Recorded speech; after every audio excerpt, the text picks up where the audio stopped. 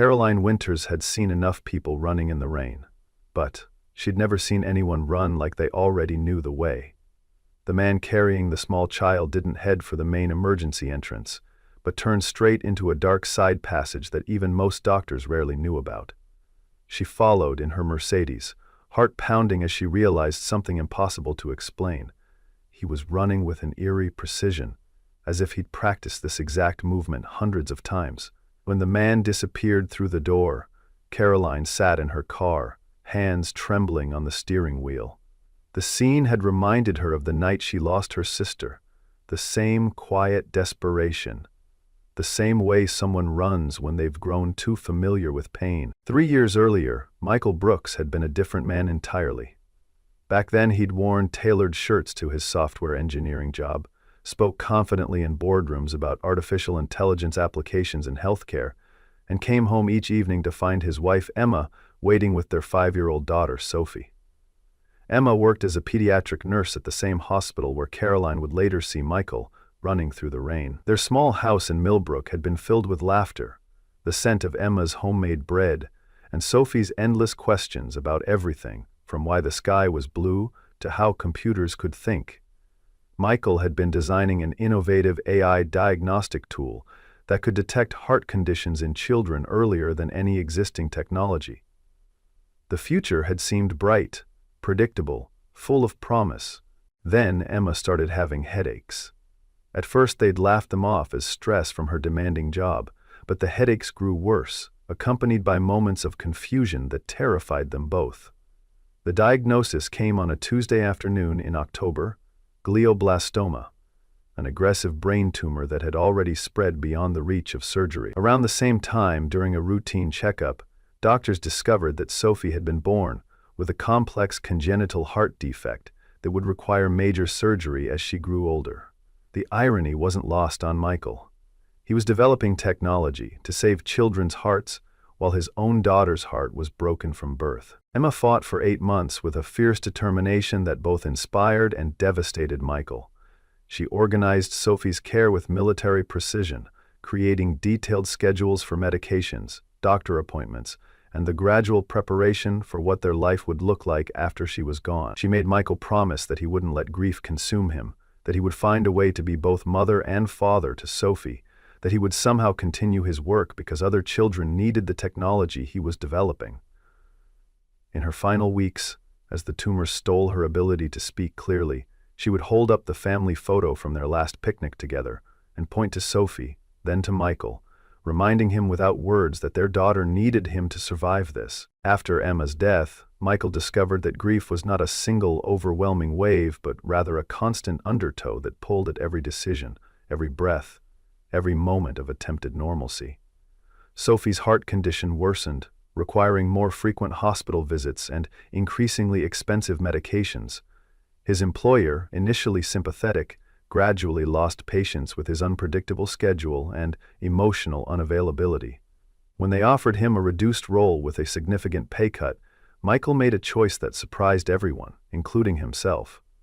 He quit his prestigious job and took work at Tommy's Auto Repair, a small garage where the owner understood that sometimes a man needed to fix things with his hands when his heart was too broken to fix anything else. The garage work paid barely enough to cover their basic expenses, let alone Sophie's mounting medical bills.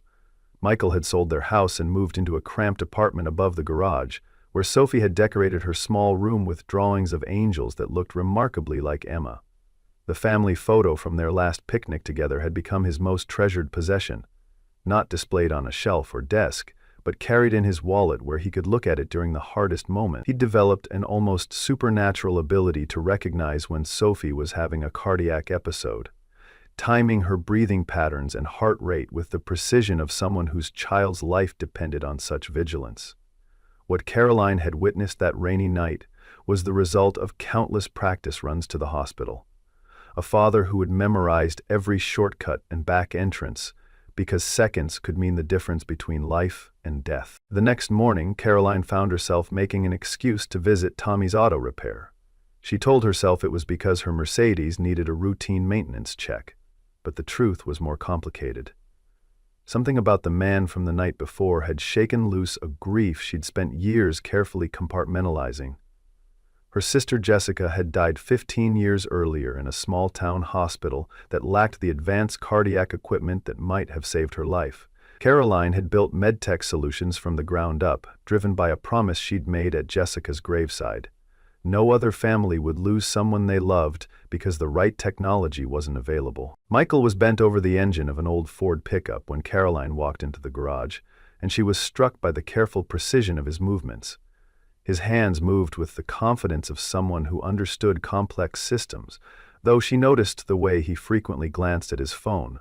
Checking the time, she realized, monitoring some internal schedule that seemed to govern his day. When he looked up and saw her, there was a moment of recognition that flickered across his face before he masked it with professional courtesy.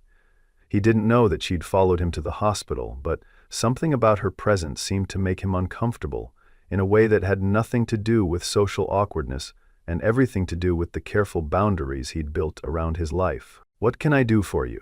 Michael asked, wiping his hands on a cloth that had seen better days. His voice carried a warmth that surprised Caroline, despite the obvious weariness behind his eyes. She explained about the maintenance check, aware that her excuse was thin, but hoping he wouldn't question it. As he examined her car, she found herself studying his face, noting the premature lines around his eyes and the way he moved with the measured care of someone who'd learned that life could change in an instant. When he quoted her a price that was significantly lower than what the dealership would charge, she wondered if he was simply being kind or if he genuinely didn't understand the value of his own work. Their second encounter happened 3 days later at the grocery store, and this time Caroline knew it wasn't entirely coincidental. She'd found herself driving through Millbrook more frequently, telling herself she was exploring potential locations for a satellite clinic, while acknowledging the truth was more personal. She spotted Michael and Sophie in the pharmacy section, and watching them together gave her the first real glimpse into the depth of his devotion. Sophie was a beautiful child with Emma's dark hair and eyes that held an unusual gravity for someone so young.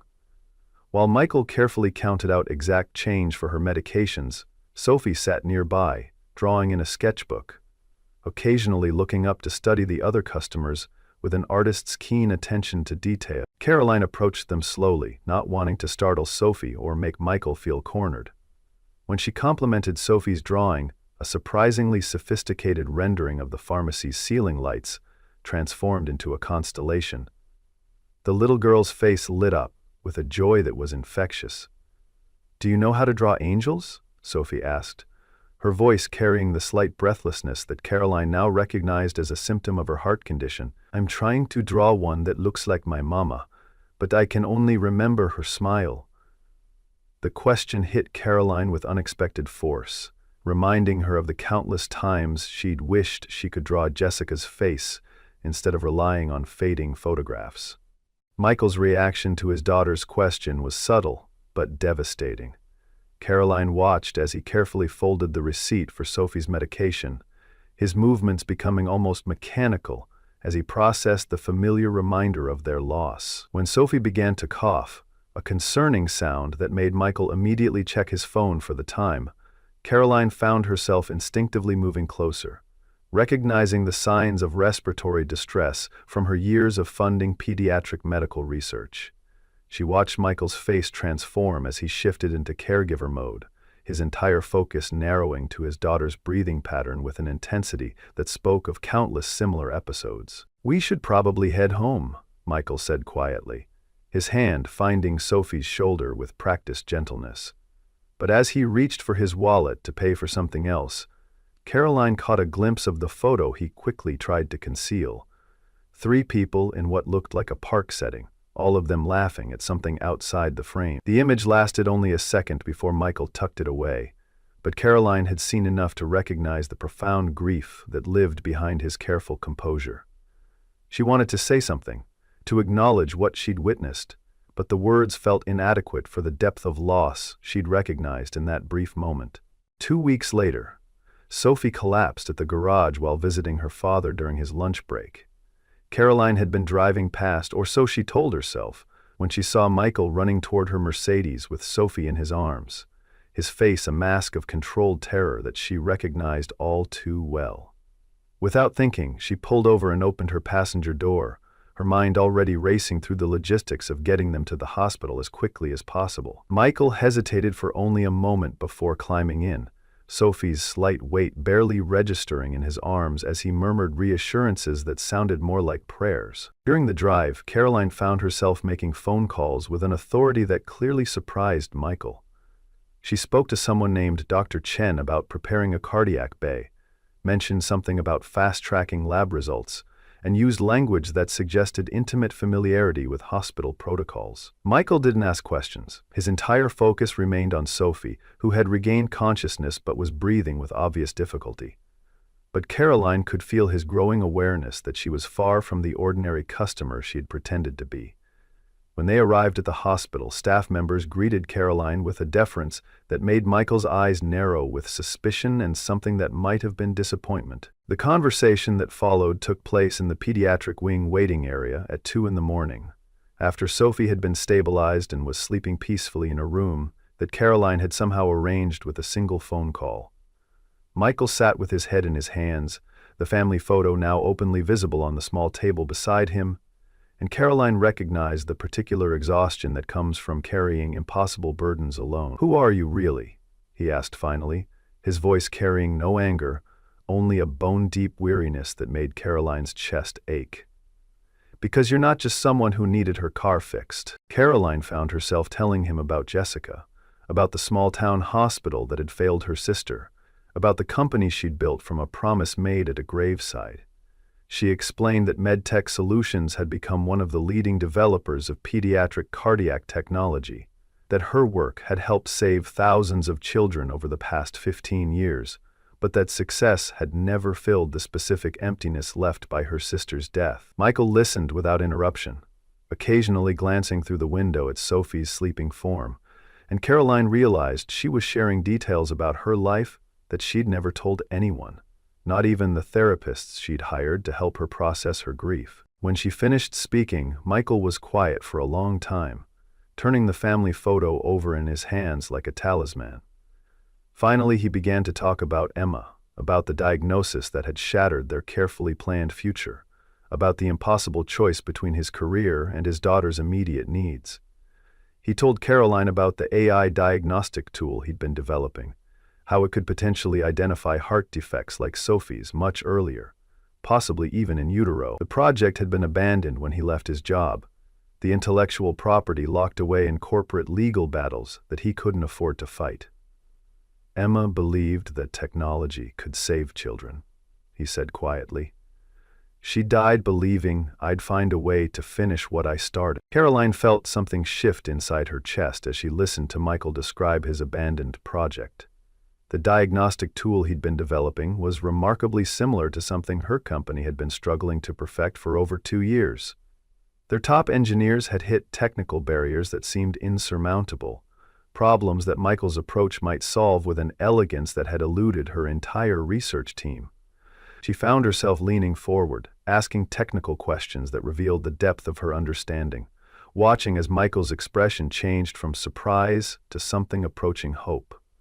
For the first time since Emma's death, he was talking about his work with the passion that had once driven him, and Caroline realized she was seeing glimpses of the man he'd been before grief had forced him to rebuild his life around survival. But their conversation was interrupted by the arrival of Dr. Harrison, the hospital's chief administrator and one of Caroline's most important business partners. He approached them with the confident stride of someone accustomed to commanding attention, his expression shifting from professional courtesy to barely concealed annoyance as he recognized the situation. Caroline watched Michael's face close off as Dr. Harrison's tone made it clear that Sophie's presence in the VIP wing was an unwelcome complication, something that reflected poorly on the hospital's reputation for exclusivity. The contrast between the two men was stark. Michael's quiet dignity in the face of obvious dismissal, Dr. Harrison's casual assumption that economic status determined the value of a child's life. "Caroline, we need to discuss this situation privately," Dr. Harrison said, his voice carrying the kind of authority that expected immediate compliance. But Caroline found herself looking at Michael instead, seeing the way he was already reaching for the family photo, preparing to retreat from a world that had made it clear he didn't belong. She thought about Jessica, about all the children her technology had saved, about the hollow victory of success that hadn't brought her sister back. When she looked at Sophie through the window, a little girl who drew angels and asked strangers about drawing techniques, Caroline realized she was standing at a crossroads that would define not just her career, but the kind of person she was choosing to be. The confrontation that followed revealed the fault lines in Caroline's carefully constructed professional life.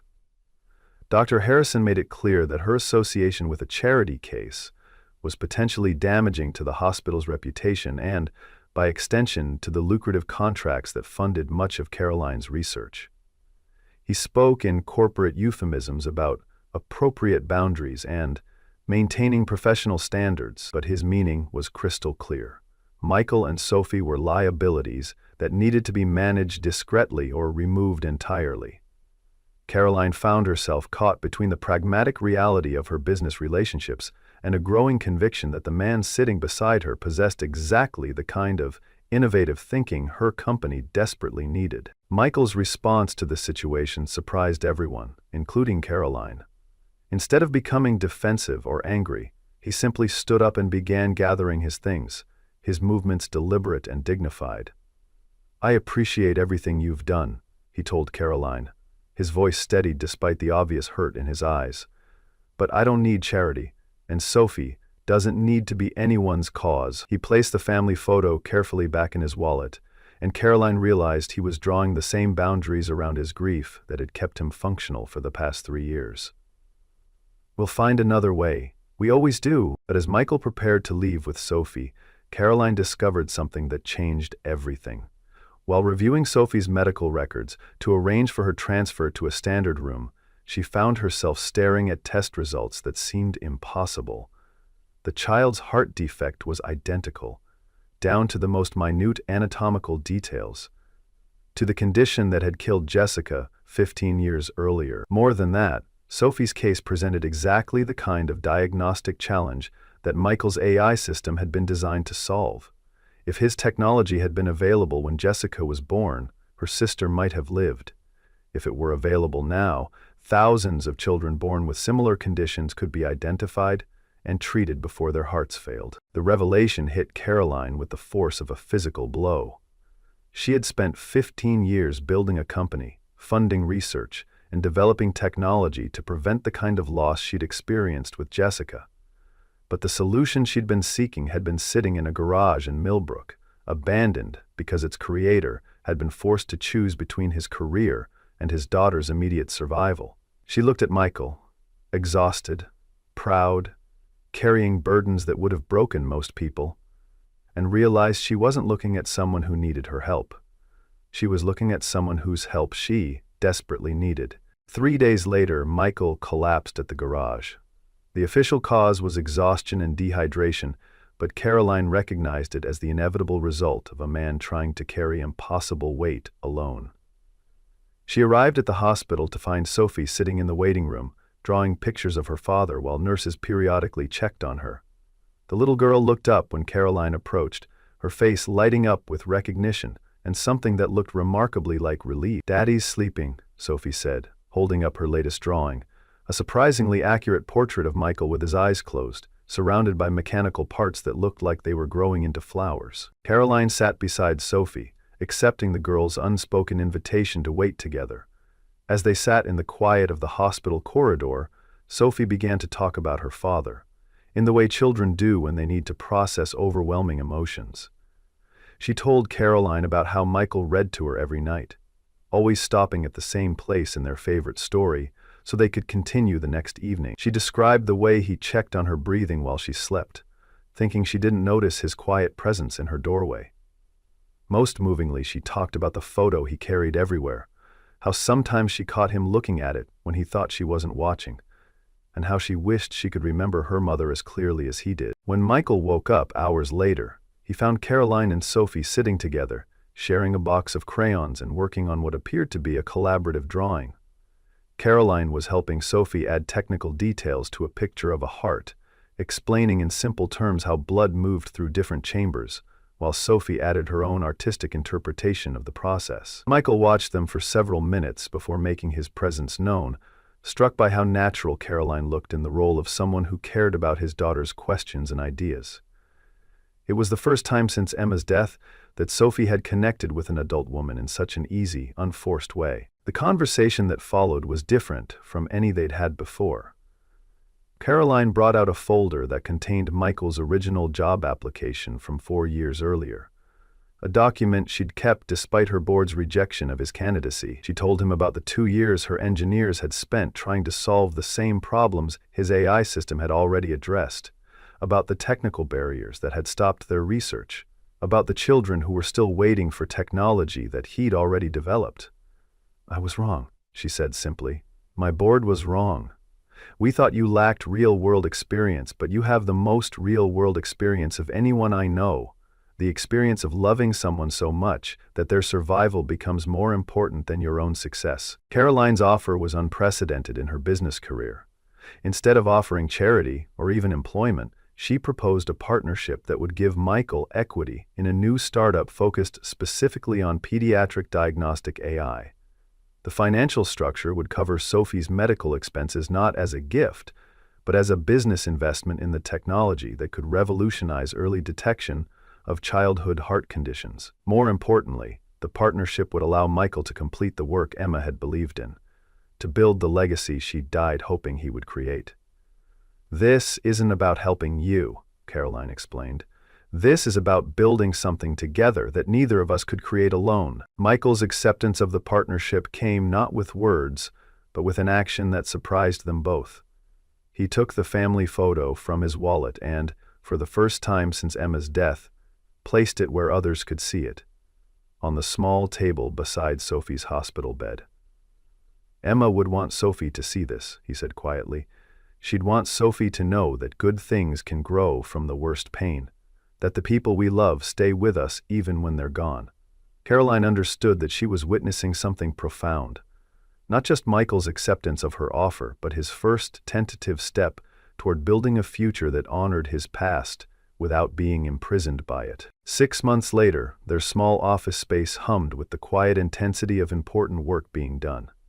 Michael spent his days refining the AI diagnostic algorithms, while Caroline handled the business development and regulatory approvals that would bring their technology to hospitals across the country. Sophie, whose successful heart surgery had been performed using some of the first data from Michael's improved system, often spent afternoons in the office, drawing pictures of the equipment and asking questions that sometimes sparked unexpected insights.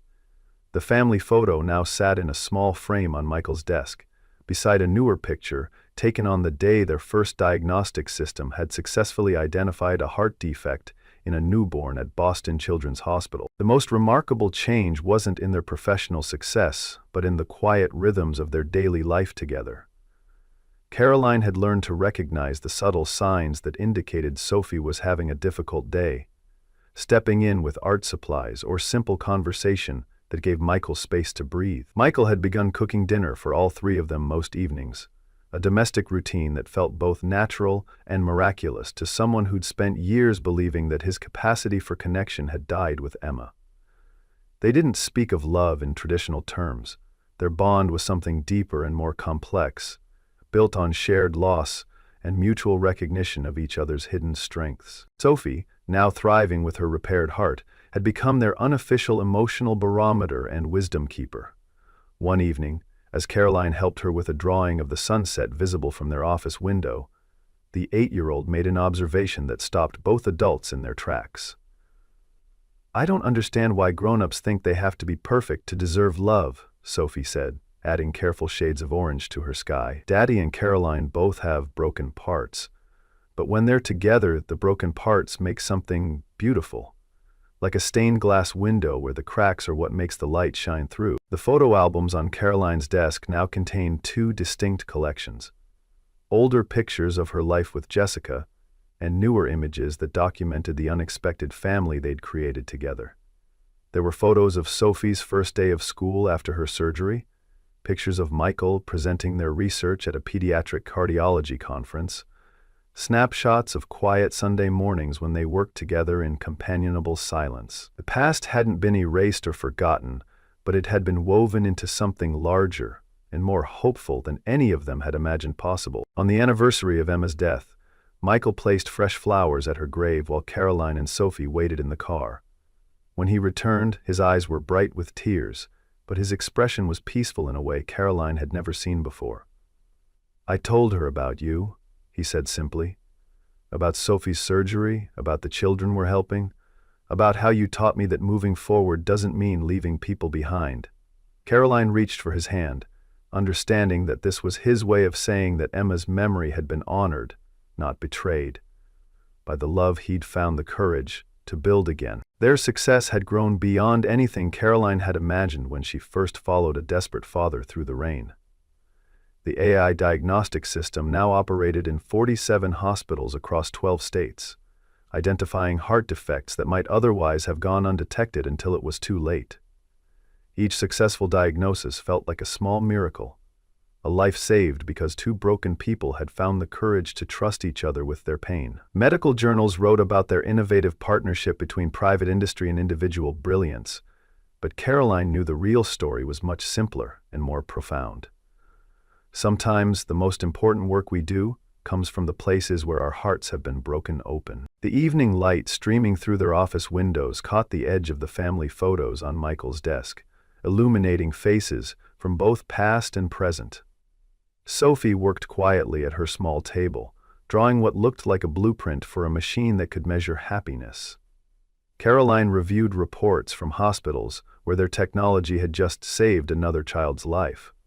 Michael fine-tuned algorithms that would make early detection even more precise and accessible. They worked in the kind of comfortable silence that only comes when people understand that they don't need to fill every moment with words, that presence itself can be a form of love. Sometimes the most profound connections form not in moments of joy, but in the spaces where grief has carved out room for unprecedented depth of understanding. Caroline had learned that healing didn't mean forgetting Jessica, just as Michael had discovered that loving again didn't diminish what he'd shared with Emma. Sophie, wise beyond her years, had taught them both that families can be created not just through birth or marriage, but through the conscious choice to remain present during each other's darkest and brightest moments, to build something beautiful from the raw materials of loss and hope.